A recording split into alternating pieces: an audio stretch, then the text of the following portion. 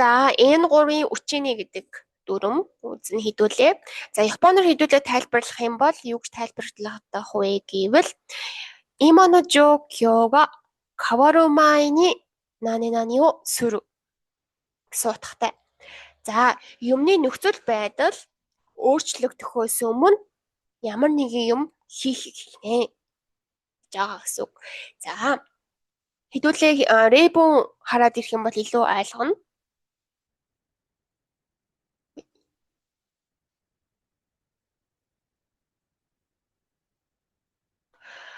Ребун хараад ирэх юм бол илүү ойлгоно. Гэхдээ эхлээд сэцүзоку буюу холбоосыг нь үзчихье.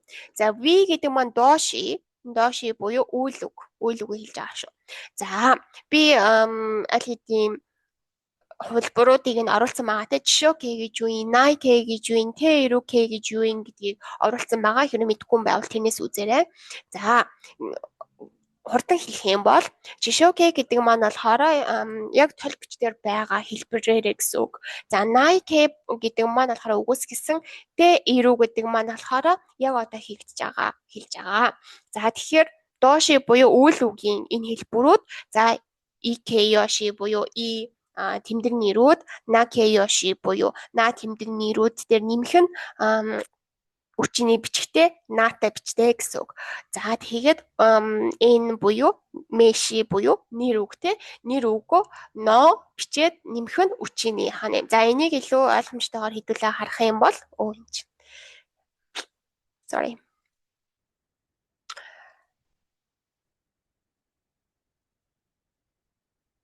За ойлгомжтой илүү ойлгомжтойгоор эхлээд харах юм бол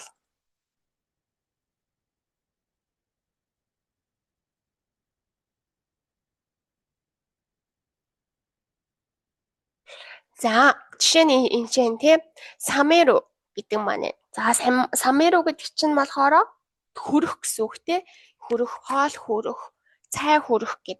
За самеру маань өөрөө энийг үгүйсгэх юм бол самеру гэдэг чинь болохоор хоёрдугаар бүлгийн үйл үг шүү дээ. Тийм болохоор шууд рүүг нь хасангуудаа наа залгаад саменай үчиний болно гэсэн үг. Саменай инайкен тийм саменай нэмэх нь үчиний гэхээр самена хөрхөөс өмнө хөрөх одоо л хөрөөгүй байгаа халуун байгаа гэсэн үг. Халуунаас нь хөрөх гэсэн үйл явдал болохоос өмнө идэрээ хөрхөөс өмнө гэсэн үг. За дараагийнх нь болохоор вакай гэж байна тийм. Вакай гэдэг маань болохоор залуухан гэсэн үг. За энэ болохоор икеёши буюу игээр төгссөн тэмдэг нэрээ. За тэгсэн чинь энэ дээр яана гэсэн мэн вакай дээр нэмэх нь үчиний гэхээр вакай үчиний болж юм те энэ ч вакай үчиний. За вакай үчиний гэдэг маань болохоор залуу байгаа дээрээ хөгшөрхөөс өмнө гэсэн үг. Залуу байгаа дээрээ. Энэ залуу байгаа гэдэг үйл энэ ч юм шүү дээ. Имано жокёга кавару前にгэдэг чинь болохоор одоогийн энэ нөхцөл байдал өөрчлөгдөхөөс өмнө гэхээр хөгшөрхөөс өмнө залуу байгаа дээрээ. Тэ вакай үчиний. Вакай үчиний гэдэг чинь болохоор залуухан байгаа дээрээ. Энэ залуухан гэдэг юм өөрчлөгдөхөөс хөгшин болохоос өмнө гэсэн утгатай. Окей. За дараагийнх нь болохоор шизука гэдэг маань өөрөө накеёши буюу на тэмдэгнэр шизука на.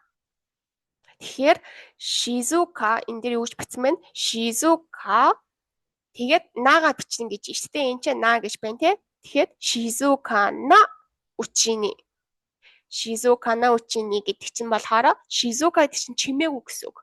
Тэгэхээр чимээгүй байх одоо чимээгүй байгаа дээр нь гэж орчуулна гэсэн үг. За дараагийнх нь болохоор меши буюу нэр үг. Нэр үг дээр нэмэх нь но. Тэгээд үчиний гэж юм те. За энэ нэр үгийг юу бичсэн бэ? Энд хэдүүлээ харъя. Гакусей бэбэ байна те. Гакусей гэдэг маань юу вэ? Сурагч гэсэн үг. Сурагч. За тэгэхээр гакусей гэд меши чин гакусей тэгээд ногоо бичээд гакусей но үчиний. Сурагч байгаа дээрээ гэсэн үг. За хэдүүлээ одоо рейбун буюу жишээ өгүүлбэрүүдэд харъя. За хэдүүлээ энийг хамт уншия. Вакай гэдэг чинь залуухан тий. Вакай.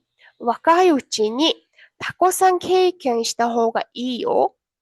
дахиад若いうちにたくさん経験した方がいいгэдэг маань болохоор хэдүүлээ энэ ч нүгэл дөрөв маань орж ирж байна. Wakай үчиний залуу байгаа дээрээ такусан кейкэж та хоогаа ий юу гэдэг маань болохоор олон зүйлийг туршиж үзсэн дээрээ олон зүйлийг туршиж үзсэн дээрээ та хоогаа ий гэдэг чинь болохоор тэр хүн зөвлөгөө өгч байгаа тэгсэн дээр ингэсэн дээр гэд тэ. Кейкинг гэдэг нь маань болохоор туршлага гэсэн үг. Туршлагатай болсон дээрээ гэсэн үг баггүй юу? За ойлгосон тий. За хоёр дахь нь болохоор обоэдэ рүүчини. За энийг хэдүүлээ энэ маань Сицуцокугийн хаана хэдүүлээ харъя. Обоэдэ рүү гэдэг чинь болохоор санаж байгаа. Энэ тий. Обоэдэ ируке энэ. Санаж байгаа дээрээ обоэдэ рүү үчини мемо штэ око буюу тэмдэглэж авъя гэсэн үг. Мемо гэдэг чинь болохоор мемо.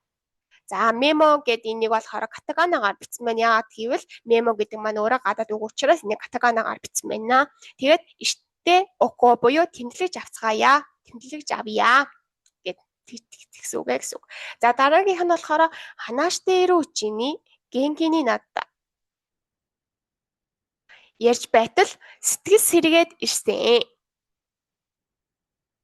байтал сэтгэл сэргээд ирсэн. Гэж байна. Генгний надаа. Генки. Тэ сэтгэл сэргэх илүү цоглог болох гэсэн үг. За энэ ч хэдүүлээ дахиад харах юм бол үчиний гэдэг маань үчинийг ашиглахад тухайн үйлдэлийг хийх хугацаа хязгаартай төр хугацааны байдаг. Wakай гэдэг чинь хязгаартай байгаа зү. Залуу байна гэдэг чинь хязгаартай те төр хугацааны байна. Энэ дандаа үргэлжлэхгүй. Тийм болохоор яг л тэр төрхөн хугацаа залуухан байгаа дээрээ гэсэн утгатай байхгүй юу? Обоэдэ рүүчини гэдэг чинь болохоор яг л одоо санаж байгаа дээрээ. Энийг мартчих боломжтой. Чи насаараа сана гэсэн үг биш.